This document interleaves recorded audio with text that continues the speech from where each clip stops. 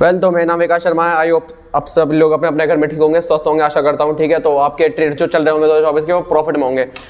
मैं चाहता हूँ भाई आप सभी लोग ट्रेड कर रहे हैं जो प्रॉफिट में हो। ठीक है, हमारा यही मकसद है ट्रेडिंग करने का। सब ट्रेडिंग पैसे के लिए करते हैं। चलिए तो स्टार्ट करते हैं। मैं आज आपको एक बहुत ही अच्छा कॉन्सेप्ट दिखाना चाहता हूँ। मैंने आपको लास्ट वीडियो में सिखाया था कि सपोर्ट एंड रेजिस्टेंस कैसे ड्रॉ करते हैं। ठीक है, अब मैं सिखाता हूँ आपको इनके बेस पर आप जैसे इनका रेजिस्टेंस का या फिर सपोर्ट का एक ब्रेकआउट आता है, आप उस पर कैसे ट्रेडिंग कर सकते हैं। ऊपर से आप बहुत ही जल्दी, अगर आप एक्सपीरियंस हैं तो भी, अगर आप बिगनर हैं तो भी, खासकर अगर बिगनर हैं तो आपके लिए अच्छा होगा, क्योंकि एक्सपीरियंस बंदों का क्या होता है, उनके माइंड में ना कुछ पहले के जो टेक्निकल्स उन्होंने सोच रखे होते हैं ना, तो वो अपने में ज़्यादा स्मार्ट समझ पाते हैं। लेकिन आप बिगनर हैं तो मैं बिगनर आपको एक ऐसा तरीका बताऊंगा, सीधा आप इसे देखते ही मात्र नैनो सेकंड के अंदर आपको पता चल जाएगा ब्रेकआउट जेन्युइन है या फिर फॉल्स ब्रेकआउट। चलिए तो बिना टाइम वेस्ट कर हम चलते थे चार्ट पे, बस थोड़ी सी देरी और हमारी स्क्रीन चार्ट पे। चलिए तो मैं स्टार्ट करता हूँ। देखो ये मेरे पास एक स्टॉक था SCL टेक का। ठीक है, अगर हम इसमें ड्राइंग्स करें सबसे पहले, चलो मैं अब जो सा बोलोगे मैं आपसे स्टॉक चेंज कर देंगे, बट अब कभी आप ये बोलो कि सर आप तो वही दिखा रहे हैं जो आपने पास है जिन्होंने ब्रेकआउट दिया है, तो ऐसा कुछ नहीं है। आप कहीं भी किसी को भी यूज़ कर सकते हैं। देखिए चलो सबसे पहले हम इस चार्ट्स के भी एनालिसिस करते हैं। थोड़ा पीछे जाते हैं, चलिए देखते हैं। चलो मैं इसका करता हूँ, आपको दिखाता हूँ। अगर आप यहाँ पे एक देखना चाहेंगे, ठीक है, तो यहाँ पे अगर मैं थोड़ा पीछे जाऊँ, ठीक है, तो आप यहाँ देख सकते हैं यहाँ पे मार्केट ने हल्का सा वो करा था, एक लास्ट टाइम यहाँ से स्विंग आया था। ठीक है, ये देखिए हल्का सा रिएक्शन, हल्का सा ये देखिए, मतलब काफ़ी सारा 2-3 बार यहाँ पे मार्केट ने रुका था। ठीक है, तो अब हमें देखना है ये जो कैंडल है ब्रेकआउट वाली, इस पे हम ट्रेड कैसे कर सकते हैं, इस पे हम ब्रेकआउट कैसे जज कर सकते हैं कि ये जेन्युइन ब्रेकआउट है फिर एक फॉल्स ब्रेकआउट है। चलिए तो एक सेकंड रुकिए ज़रा। ठीक है, अब चलिए मैं इस पर आपको बताता हूँ। आपको ना मेनली ना 4 पॉइंट्स ध्यान मेजर रखने होते हैं कि ये हमारी जो ब्रेकआउट की जो कैंडल है ना, वो कैंडल आपको देखने होते हैं। अगर आप उस कैंडल को ढंग से देख पाएंगे तो आप इजीली एक अच्छे जेन्युइन ब्रेकआउट को पकड़ सके, बहुत अच्छी ट्रेड ले सके, जिसमें आपको बहुत ही अच्छा प्रॉफिट मिलता है। ठीक है, चलिए तो मैं आपको दिखाता हूँ। चलिए एक सेकेंड,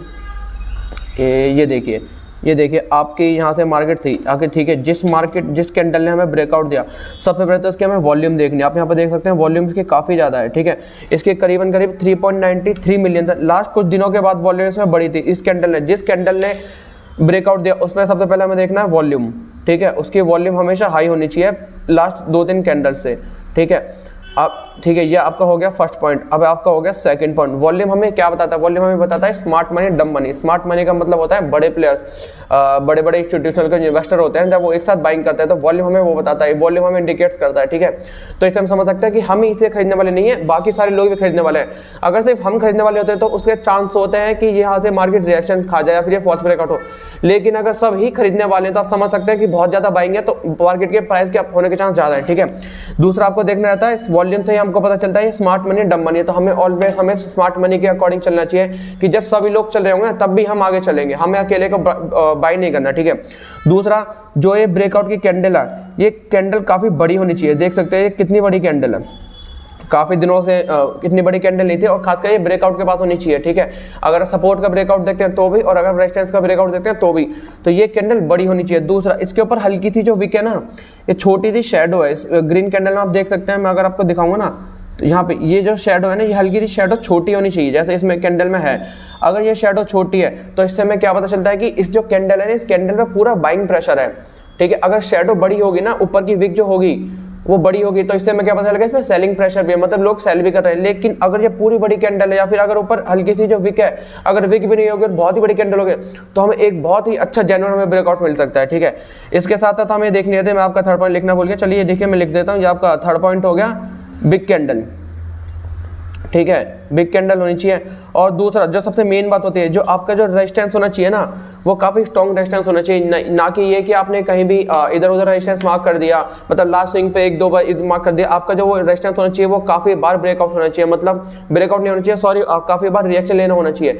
मतलब मार्केट एक प्राइस से एक बार आप गए नीचे आए, दोबारा आप गए नीचे आए, दोबारा आप गए नीचे आए, तो कम से कम 3-4 बार अगर वो रिएक्शन लेना तो हमारा काफी स्ट्रॉन्ग रेजिस्टेंस और या फिर स्ट्रॉन्ग सपोर्ट माना जाता है। ठीक है, तो इस बेस पे अगर इस लाइंस का हमें ब्रेकआउट मिलता है तो हमें बहुत ही अच्छी कैंडल्स से हम एक अच्छी ट्रेडिंग कर सकते हैं ब्रेकआउट ट्रेडिंग से। ठीक है, चलिए तो मैं बता दूं मैं ट्रेडिंग हम कैसे कर सकते हैं। एक सेकंड में जरा इसके ड्राइंग्स को हटा दें, जरा चार्ट्स के ड्राइंग्स को हटा दें, ये पॉइंट्स तो आपके लिख रहे चाहिए।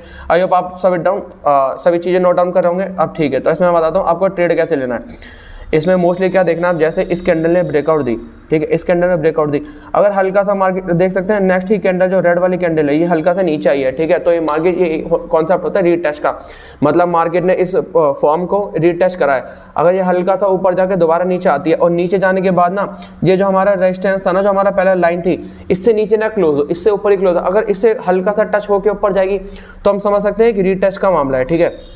तो आपको एक रीटेस्ट वाला देखना था, और अगर नेक्स्ट के अंदर आपको एंट्री कर लेनी है, जैसे ही रीटेस्ट ले मार्केट, रीटेस्ट के बाद जो थर्ड ग्रीन कैंडल है, ये वाली थर्ड ग्रीन कैंडल, ठीक है, ये जो थर्ड ग्रीन कैंडल है, ये वाली जो मैंने सर्कल करी है, ये ग्रीन कैंडल लास्ट 2 कैंडल से अप में क्लोज होनी चाहिए। जैसे ये क्लोज में अप में क्लोज होगी हम एक अप की एंट्री बना सकते हैं, ठीक है। अप की एंट्री लेने के बाद हम यहाँ पे एंट्री लेंगे, ठीक है, और हम अपना स्टॉप लॉस रखेंगे जो कैंडल ने ब्रेकआउट दिया था इसका लो, ठीक है। इस कैंडल का हमें ब्रेकआउट, जिस कैंडल ने ब्रेकआउट दिया उसका लो रखना है, ठीक है। यहाँ पे हमने एंट्री ली, ठीक है, और उसके बाद हमें कुछ नहीं यूज करना है, 1:2 रेशियो यूज करना है। इन द सेंस मतलब अगर हम 10 रुपए का रिस्क लेते हैं तो हमें प्रॉफिट 20 रुपए का लेना है, अगर हम 50 रुपए का रिस्क लेते हैं तो हमें 100 रुपए का प्रॉफिट लेना है, ठीक है। हमें इसमें यह करना है नॉर्मली, ठीक है।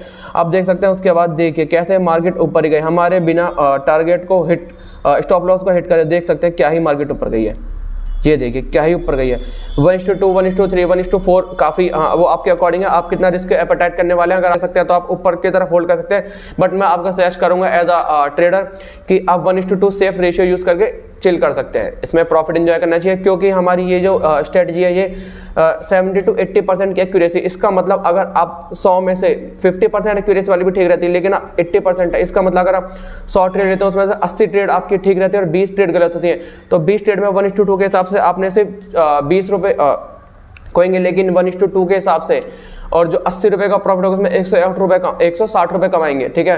तो 160 माइनस 20 आप टोटल ओवरऑल 140 प्रॉफिट बनाएंगे, ठीक है। तो यही कॉन्सेप्ट हमने एक रेजिस्टेंस में करा था, यही कॉन्सेप्ट हम एक सपोर्ट में भी कर सकते हैं। अगर सपोर्ट नीचे से काफ़ी टूटती है तो हम उसमें भी कर सकते हैं।